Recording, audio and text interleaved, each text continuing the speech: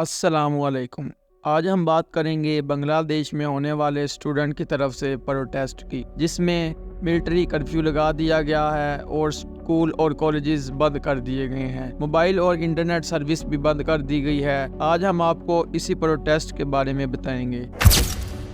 یہ پروٹیسٹ کیا ہے جس میں 150 لوگ مار دیے گئے ہیں اور ہزاروں لوگ زخمی کر دیے گئے ہیں، جس میں بنگلہ دیش کی وزیر اعظم شیخ حسینہ کو ڈکٹیٹر کا نام دے دیا گیا ہے۔ یہ کیا ہے؟ یہ سب ہوا ہے ریزرویشن کی وجہ سے، یعنی کوٹا سسٹم کی وجہ سے۔ بنگلہ دیش میں جاب کی تقسیم 2 مرحلوں میں کی گئی۔ 56% ریزروڈ سیٹیں ہیں۔ ریزروڈ وہ جو پہلے سے فکس ہیں، جن میں 30% فریڈم فائٹر، 10% وومن، 10% ضلع کوٹ، 4% اتھنینٹک کوٹا اور 1% ڈسیبلڈ کوٹا ہے، جبکہ صرف 44% سیٹ آن میرٹ ہیں۔ بنگلہ دیش کے اسٹوڈنٹس کا یہ کہنا ہے کہ 4% اتھنینٹک کوٹا اور 1% ڈسیبلٹیز کو نکال کر باقی تمام کوٹا کو ختم کر دیا جائے، جبکہ ان میں ایک مین پورشن یعنی 30% فریڈم فائٹرز کا ہے۔ اب سوال یہ پیدا ہوتا ہے کہ فریڈم فائٹرز کون ہے؟ 1971 میں پاکستان اور بنگلہ دیش کے درمیان لڑی جانے والی جنگ کے بعد جن لوگوں نے بنگلہ دیش کا ساتھ دیا اور ان کو آزادی دلوائی، ان کو فریڈم فائٹرز کا نام دیا گیا ہے، اور بلا شبہ ان کو کوٹا میں 30% آف بھی دیا گیا ہے۔ لیکن اسٹوڈنٹ اس بات سے اتفاق نہیں کرتے اور ان سب باتوں کو رد کرتے ہیں۔ فریڈم فائٹرز کون ہیں اور ان کا کیا کردار ہے؟ دوستو،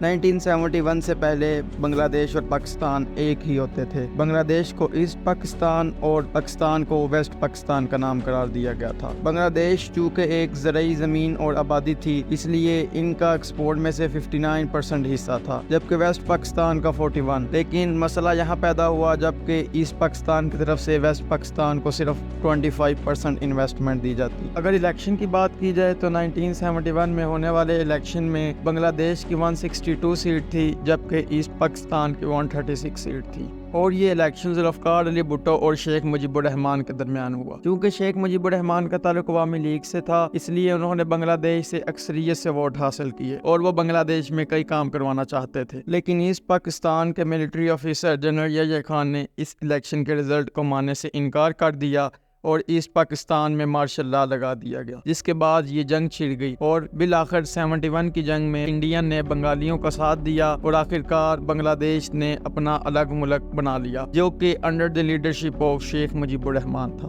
اس کے بعد یہ بات واضح کی گئی کہ 1972 میں فریڈم فائٹرز کو کوٹا سسٹم میں 60% دیا جائے گا، لیکن 1997 میں اس بات کا اعتراف کیا گیا کہ ان کے بچوں کو بھی کوٹا سسٹم میں حصہ دیا جائے گا، لیکن 2010 میں تو کمال کر دیا گیا۔ بنگلہ دیش کے ہائی کورٹ نے یہ بات واضح کی کہ فریڈم فائٹرز کے گرینڈ سنز کو بھی کوٹا میں حصہ دیا جائے گا۔ 2018 فیبروری میں کچھ چلڈرنز اور اسٹوڈنٹس کی طرف سے سپریم کورٹ میں کیس کر دیا گیا، جس کے بعد فرسٹ کلاس اور سیکنڈ کلاس کوٹا کو ختم کر دیا گیا۔ لیکن مسئلہ یہاں ختم نہیں ہوتا۔ 2021 میں کچھ فریڈم فائٹر اٹھے اور انہوں نے سپریم کورٹ بنگلہ دیش میں کیس کر دیا، جس کے بعد 3 سال تک یہ کیس لٹکا رہا اور بالآخر 2024 میں کوٹا سسٹم کو فریڈم فائٹرز، ان کے چلڈرن اور ان کے گرینڈ چلڈرنز میں دوبارہ بحال کر دیا گیا۔ اب دوستو، جنگ یہ تھی کہ بنگلہ دیش میں سیٹس تھوڑی آتی تھی اور آلریڈی ریزرو ہوتی تھی۔ بنگلہ دیش کے اسٹوڈنٹس نے اس کے خلاف پروٹیسٹ کیا اور کہا کہ آل سیٹس کو میرٹ پر دیا جائے، لیکن بنگلہ دیش کی گورنمنٹ کی جانب سے اس پر کوئی ایکشن نہ لیا گیا، بلکہ اس پر الٹ اقدامات کیے گئے۔ بنگلہ دیش کی وزیر اعظم شیخ حسینہ نے یہ بیان دیا کہ جو اسٹوڈنٹ ہمارے فریڈم فائٹر کے خلاف بولتے ہیں یہ ملک غدار ہیں، ان کے خلاف ایکشن لیا جائے، جس پر بنگلہ دیش کی آرمی نے ان کے اسٹوڈنٹس پر ظلم کرنا شروع کر دیے اور 150 سے زیادہ لوگ مار دیے گئے اور ہزاروں زخمی کر دیے گئے۔ لیکن اسٹوڈنٹس نے اپنی پروٹیسٹ نہ روکی، جس کے بڑھتے ہوئے بنگلہ دیش نے ملٹری کرفیو لگا دیا، اسکول کالجز بند کر دیے گئے اور انٹرنیٹ سروس بھی بند کر دی گئی اور ٹیلی فون سروس بھی بند کر دی گئی۔ اب بنگلہ دیش کی گورنمنٹ کے اسٹوڈنٹ سے کچھ اقدامات ہو چکے ہیں، لیکن ان کے باوجود بھی مذاکرات کے بنا پر اسٹوڈنٹ نے اپنی پروٹیسٹ نہیں روکی۔ تو یہ تھی کچھ کہانی۔ ملتے ہیں آپ سے نیکسٹ ویڈیو میں، تب تک کے لیے اللہ حافظ۔